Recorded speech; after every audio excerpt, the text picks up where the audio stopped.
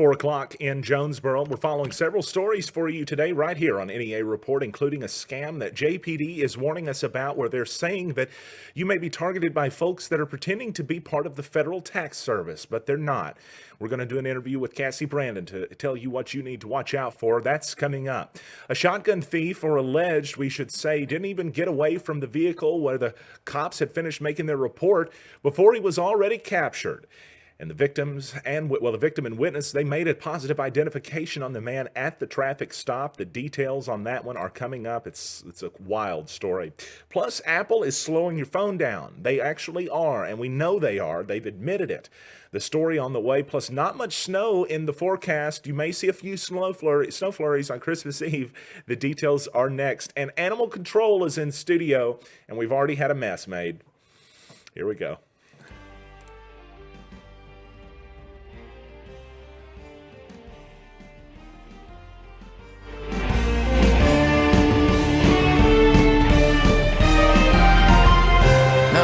Stan Morris reporting.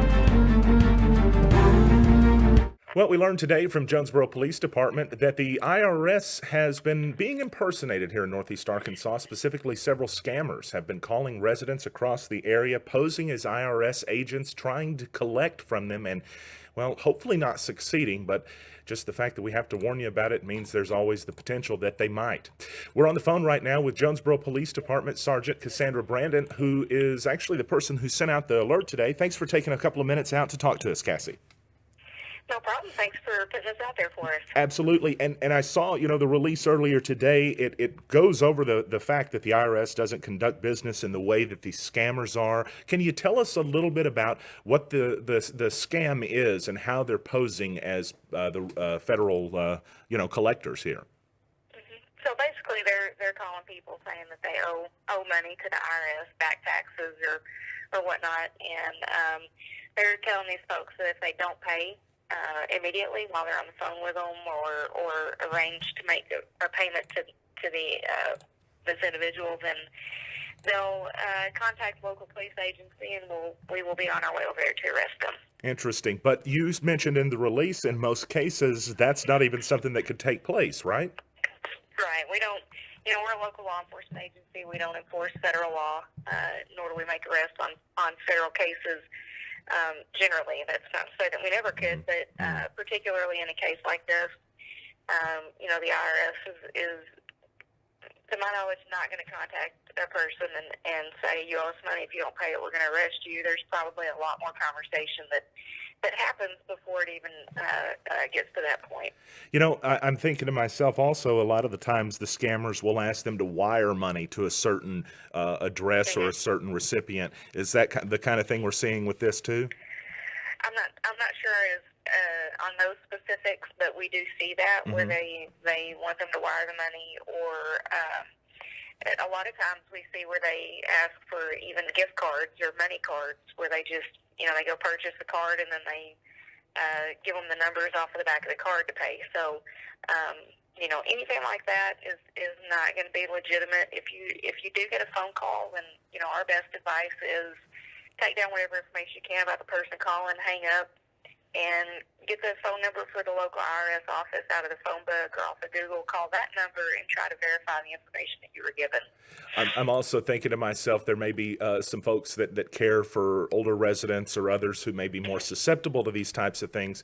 Perhaps there's a warning that could be issued to family members not to send Western Union anyone money or buy gift cards and try to mail it out. That, I'm guessing, is never something that's going to be a legitimate not only collection method but sale method either, right? Right. Yeah, I would. I would just caution people against those sorts of things. And if they, a person knows if they paid their taxes or not. Now there may be some question if they paid enough or not, and that that would be subject, I'm sure, to an audit. Or too much. If you get a call like that and it's not something you're expecting, or you paid your taxes and they're telling you that you didn't, then obviously there's an issue there. So I would agree that especially if that's how they're trying to arrange for you to make a payment, then it's, I would say, almost certainly going to be a scam. The phone numbers of the scammers that have been reported to JPD came from a 337 area code and a 360 area code, but I guess with the way technology is now, scammers can imitate every number that they want to. They could call from a number that looks like it's my phone number or JPD's phone number, and it's really just a fake. And so with that in mind, I guess you really have to think about who you're talking to, and the caller ID almost becomes, I guess, irrelevant at that point. Yeah, I would say so. If our department has a warrant for a person, we may actually call and try to contact them, but we won't demand payment over the phone or anything like that. We'll try to make arrangements for them to come in and either receive a citation or post a bond or something, but we're not going to ask them to make a payment over the phone. That's just not how we do business. And that's a good warning for folks to remember as this happens and is going around. More information on NEAreport.com. Thanks a lot, Sergeant Cassie Brandon, for taking a couple of minutes to talk to us. We appreciate it. Absolutely, anytime. All right. A reported shotgun theft in Jonesboro was almost solved before the crime was even reported.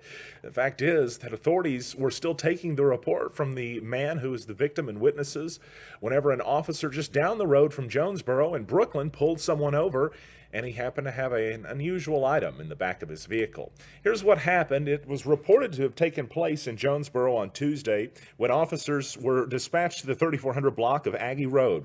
A vehicle break-in had just occurred, and the officer that responded was Matthew McDaniel. He talked to the victim and also some friends who were outside smoking and having a good time whenever they heard a vehicle pull up, and they walked around the front of the house to see what was going on.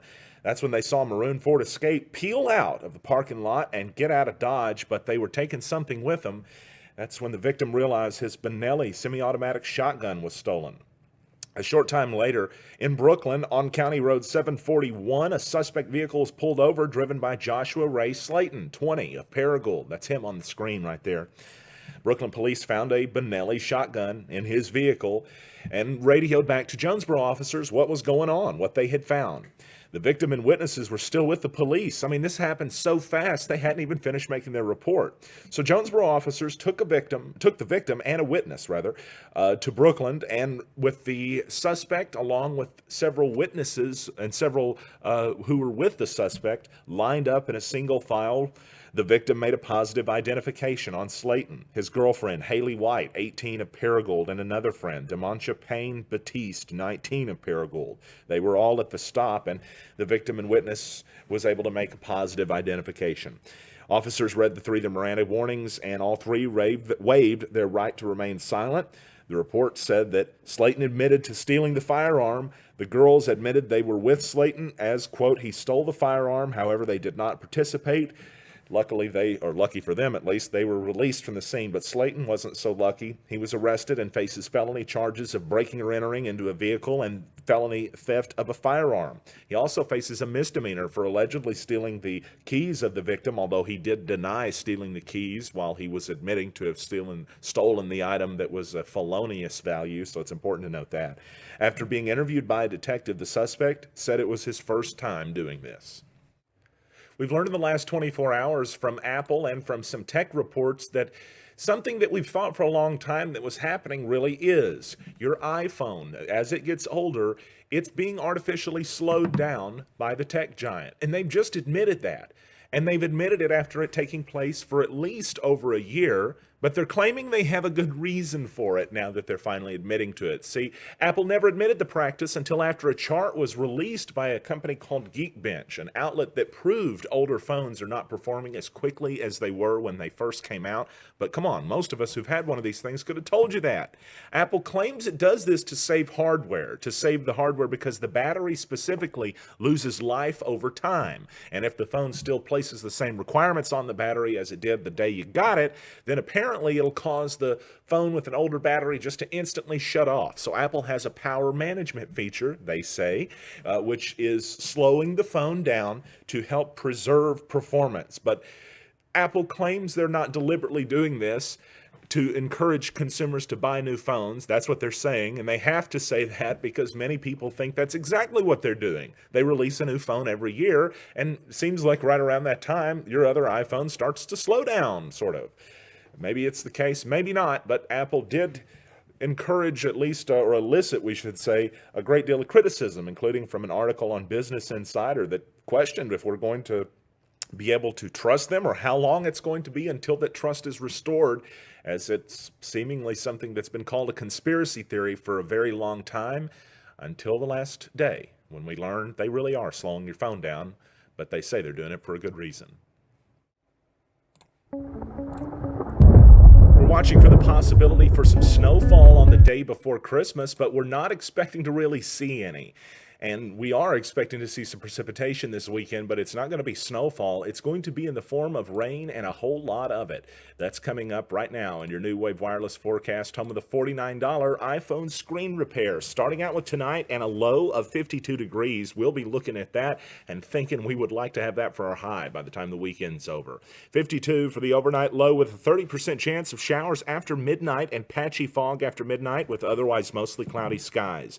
For your Friday, thankfully, showers, possibly a thunderstorm as well, and some of the storms could produce heavy rainfall, a high near 58, and winds out of the south about 5 miles per hour, becoming north in the afternoon. You're going to see between 3/4 and an inch of rainfall, and the chance of precipitation is at 100%. Friday night, showers and possibly a thunderstorm with a low around 40. Between 1 and 2 inches of new rainfall expected Friday night. You're going to be looking at a heavy rain situation there all evening, maybe even a few localized flash flood warnings coming in effect. On Saturday, a 50% chance of showers before noon, cloudy, then gradually becoming mostly sunny with a high near 45. That's when the cold front starts to move in. No highs in the 50s over the weekend. Winds 15 miles per hour possible out of the north, but less than 1/10 of an inch of rain is expected Saturday. The rainfall, by the way, as it moves out, you're going to see a mostly sunny day, and then into your Saturday night, you'll see a few clouds with a low around 29. On Sunday, here's the fun. It's occasional flurries for Christmas Eve. That's what the forecast says. Mostly sunny, otherwise in the high only near 39 degrees. Again, occasional flurries. That's the best you're going to get for Sunday. It's going to be mostly clear Sunday night too, a low around 24, so you can really forget about any accumulation. But hey, at least on Christmas, it's going to be Christmas and Monday, so you don't have to go back to work on Monday.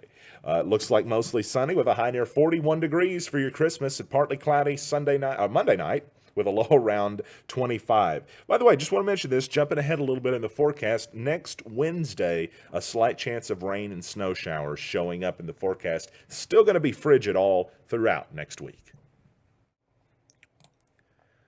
Well, a dog is in studio, and it's already tinkled on the floor. So we're going to have an interview with Animal Control coming up next after the break. But first up, let's take a trip abroad and hear from one of the troops or two that's serving our country overseas this holiday season while we're enjoying the freedoms here at home. It's thanks to our friends at Car Today of Northeast Arkansas. Hi, my name's Dan White. I'm from Stuttgart, Arkansas. I just want to give a holiday shout out to my wife, Vanessa, my daughter, Michaela, and my son, Aiden.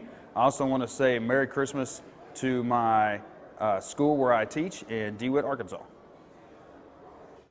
This is Command Sergeant Scotty Ingram from El Dorado,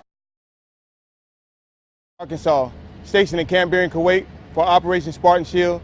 I would just want to wish a happy holidays to my mother-in-law, brother-in-law, aunts and uncles in El Dorado, Arkansas.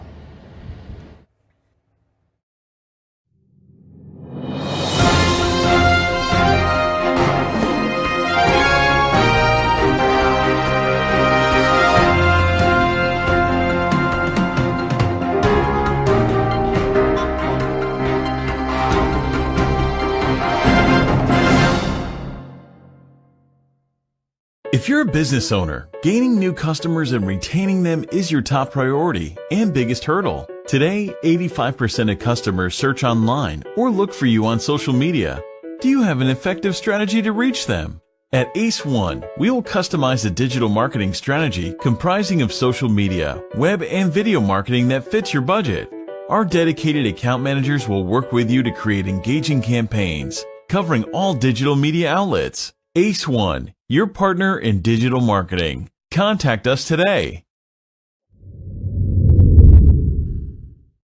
Welcome back. Glad to have you in with us on a Thursday afternoon. And joining us on this Thursday afternoon is a new guest in studio. It's Beth Grant from Jonesboro Animal Control and a friend as well. Beth brought along little Maggie down there, and she's going to be, hopefully, she's not going to get too wild during this. She hasn't hardly moved. She's been terrified. In fact, she may have even tinkled a time or two since she's been in. But that happens. It's a job hazard, isn't it? It happens. Thanks, Beth, for coming in. Appreciate you.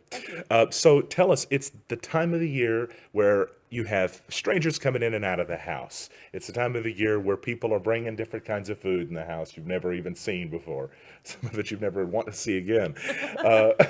So it's a common time of the year for there to be police reports. I see them come through our media relations folder. It's a common time where we see reports with animals that experience, whether there's some differences as she reaches her little paw up on you, some difficulties. There can be, tell us some of the difficulties and dangers this time of the year for pets. Well, a lot of the foods that people try, when people give their dogs table scraps, a lot of the foods can be toxic to the dogs. Ooh.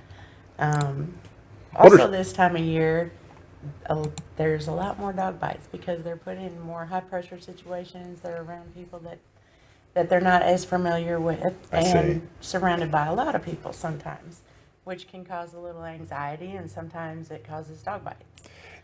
And that's probably something to remember, I guess, whenever strangers are coming over. Dogs are like people. They don't just automatically love everybody, do they? No, that's true. So now Maggie here, we can tell we've got just that little shot of her little head. She's been very calm and a little timid too. She's up for adoption, isn't she? She is. Yeah. She is available. Oh, she's moving around. There she goes. Cool. That's okay. She's getting more comfortable. She's getting a little more comfortable there. There she is. So she's available at Jonesboro Animal Control if somebody sees Maggie and decides that they want to give her a beautiful home. But that sort of little fear, oh, here she's even going to interact with me a little bit finally, isn't she? I think. She is. She's sticking her head through the desk. I don't know if y'all can. Oh, yeah, you can see it because we got a glass desk. Hello. And goodbye, Maggie. She's gone. That's okay. This is going to get really interesting now. This is what I've hoped for. So she's behind me. But her timid nature might be a great example of how that, the little kids that come over, they're excited to see a furry animal and they're screaming and they're going nuts. Exactly. Might be a good idea to calm them down, isn't it? Yes, exactly. Especially with dogs that don't spend a lot of time with those people. You have new people coming and going, and dogs react differently to everybody. She went in the hallway. Oh, she went in the hallway. I was wondering where she went. I was looking around. There she is. Come here, girl. Come here, Maggie. Come here. Here she comes. She's running back. Oh, she's back on you now. I don't know. Heck, I've not even been in half of this office. So it is, though. And cold weather is coming up, too. So that's another kind of be careful with your pet's situation, isn't it? Very careful, especially with some of the weather that we should be getting around Christmas. It's going to be extremely cold. Got a cold front moving in, I think, on Saturday. So it's going to start getting really chilly then. Can't leave their water out without at least giving it a look-see, right? Exactly, because it'll freeze and they can dehydrate. Dangerous. It can be a dangerous time, and we don't want to hear any tragedies this time of the year. No, we don't. It's always unfortunate when we have to deal with a case where the dog froze. Yeah. It can be just as bad as the heat in the summertime. Indeed, that's a good point. A lot of people think of the heat during the summertime being the time that it's the most dangerous for pets, but as the Addams Family door there opens, the real danger is all year long, just in different settings. I guess it could be any time. So, you brought a list of some items, items that might be a little dangerous for an animal to consume, perhaps a dog specifically. But tell us some of these things. Educate us, as they say. Educate us. Okay.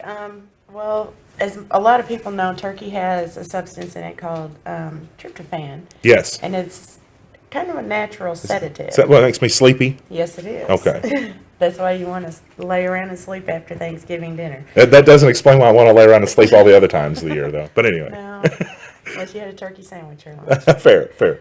But it can be deadly for dogs. Oh wow, really? In larger amounts. If you you don't really want to feed them anything that you're unsure of. Chocolate, caffeine, that can be deadly for dogs. I've heard the chocolate one before. Didn't hear about caffeine. Caffeine is, it's got some, I'm not sure what it does to them, but it's a lot more toxic than it is to a human. Obviously. Incredible. Okay. Things like salt, anything with the artificial sweetener xylitol in it, like gum, any kind of unsweetened candy or sugar-free candy that has that xylitol in it, that's toxic to dogs. Wow. Of course, alcoholic beverages. She's gonna help you read. Apricot pits and apple seeds and avocados, cherry pits. Dangerous for their digestive system. It can be very dangerous. Garlic and grapes, hops, which is used in mostly home brewing, but those can be deadly to a dog. I never knew that. Mushroom plants, any kind of moldy food, onions and onion powder, peach pits, potato leaves and stems, raisins, tomato leaves and stems. Really? And walnuts. Just stuff you might have out in the garden or something like that. Exactly. Wow. Yeast dough, that can be toxic for a dog.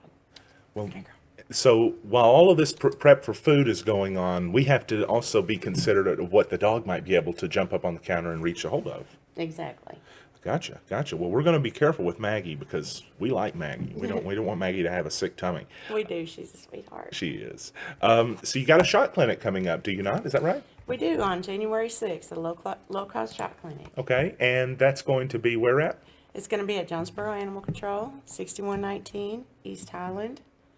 That starts bright and early, as they say, 8 a.m. Is that right? 8 a.m. until 11 a.m. Okay. The earlier you get there, the better. There's always a long line. Have your dog on a leash and get ready to wait. I gotcha. Now, is there going to be a big savings for people that want to come out and get these shots done at something like this versus traditionally?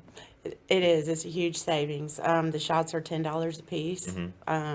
So, for instance, if you wanted to get a rabies shot for your dog, that would be $10. If you wanted to get the 5-in-1 shot, which is like parvo, distemper, takes care of the illnesses, that's $10. Oh, so really, So- if you have a bunch of dogs, especially, it's a time for savings. It is. It's a huge discount. Okay, cool. Any limit on dogs? What if my buddy Lori Bryant at East Arkansas Broadcaster? She's got about 15 dogs. It seems like.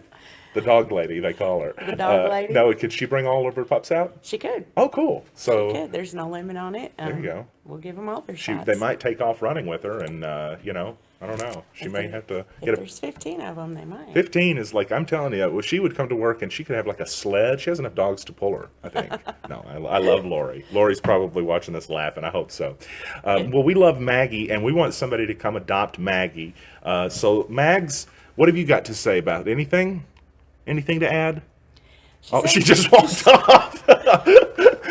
Oh, and she's back. Okay. She's That's actually a hound dog, but she's really quiet for a hound dog. like, does She's she really howl or reserved. anything? I've never. She's barely even made herself known. Yeah, she's just very rarely. I mean, I won't say that she's not going to make any noise ever, but as you can see, she's really calm and She's sweet. and laid back, and she's a sweetheart. We like Maggie. She's a sweetheart. We got to get Maggie at home. That's our goal, if anything, of today's interview. Maggie, can you say hello to the camera? Can you turn around and say hi? Hello. She is so. Look how much of a loving dog this is. She's just so into her lap, she can't turn around. Aww. This dog could be attached to you. Look at that. Oh, we caught the cute moment on camera. She put her little paw up on it. So she knows how to give you handshakes. She does. That's good. That's good. It's And important in business to learn that. So we Exactly. can hire her now. Okay. We'll hire Maggie. You want a job, little girl? Our sales girl, Nicole, she's been out working all day. She could probably use an assistant. Huh? There you go. No, thank you so much for coming in. We appreciate it, and we hope that this is while we're having a little bit of fun. We hope it's a good reminder for folks as it's that time of the year where you got to think about the pets, not just the family, and make sure that they're in a situation that you keep control of. So for their safety. Thank you so much. Appreciate you. Thank you. All right. Appreciate it. Thanks, everybody. Hang tight. We got more on the way. You want to shake? Let's close it out with one final look at your weather forecast, courtesy of our friends at New Wave Wireless. As we're watching for the possibility of a few snow flurries on Christmas Eve, we're also going to remind you that it's not going to accumulate anything for Christmas Day. First of all, though, let's talk about what we're seeing tonight. 52 degrees for the overnight low this evening, and we're also expecting, well, we're going to be seeing some showers throughout the overnight hours. As a matter of fact, we're going to be seeing those last through Friday, where we're possibly going to be looking at some significant accumulation of rainfall. Get this, you might see between 1 to 2 inches of rainfall on Friday, and that's just getting you started, as there's the possibility for more to continue falling Friday night and into Saturday as well. The high for your Friday, 58 degrees, 40 for the low on Saturday. And then we're looking at a cold front. It moves in on Saturday. You can see it's going to be half a rainy day, half a sunny day, kind of a weird day there. Didn't really have a graphic for that one, so we made one. 45 for the high on Saturday, 29 for the low. And then on Sunday, the chance for some snow flurries is, well, it's in the forecast, but it's not really going to do a whole lot. It's just occasional flurries with mostly sunny skies and a high near 39, 24 Sunday night. Clear skies as well. That's we had a possibility for snow flurries into Sunday night. That's gone. It's history. And then on Christmas Day, as Santa Claus comes down the chimney, Christmas Eve, you'll wake up Christmas Day with mostly sunny skies and a high near 41. Going to be cold next week, and by Wednesday, we may even see some rain and snow showers as well. That'll do it for us tonight on NEA Report. We're back tomorrow with more news from Northeast Arkansas. Like us on Facebook, follow us on Twitter for all the good stuff as it breaks out, and when breaking news breaks out, we will break in on NEA Report. Have a great evening.